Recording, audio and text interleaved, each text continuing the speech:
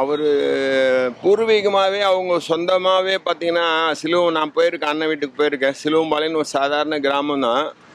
அந்த கிராமத்துலேருந்து அவர் ஆரம்ப சுகாதார பள்ளிக்கூடத்தில் படிச்சுட்டு அதுக்கப்புறம் கார்ப்பரேஷனில் படிச்சுட்டு கார்ப்பரேட் ஸ்கூலில் படித்து அதுக்கப்புறம் காலேஜ் முடித்து அவர் வந்து அவங்க அப்பா வந்து பூர்வீகமாக வெல்லம் வியாபாரம் செய்வாங்க.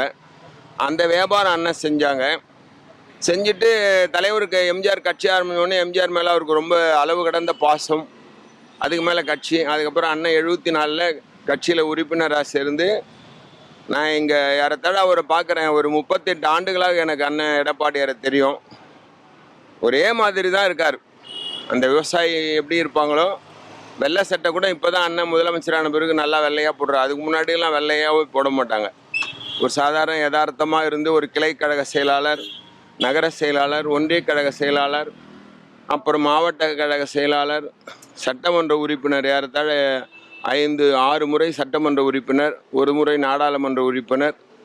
அதற்கு பிறகுதான் இவ்வளோ பணிகளும் கழகத்துக்காக சின்ன சின்ன கட்சி கிளை செயலாளர் தொடங்கி மாவட்ட கழக செயலாளர் என்று பெரிய பதவி அதுவரையும் அண்ணன் பணியாற்றி அதற்கு பிறகு நாடாளுமன்றத்துக்கு சென்று அதுக்கப்புறம் வந்து அமைச்சராகி அமைச்சரானதுக்கப்புறம் தான் முதலமைச்சரானார். வந்த உடனே முதலமைச்சராகலை. உழைப்பு, கடுமையான உழைப்பு உழைச்சிருக்காங்க. அதனால் அந்த உயர்வு அவருக்கு கிடைச்சிருக்கு.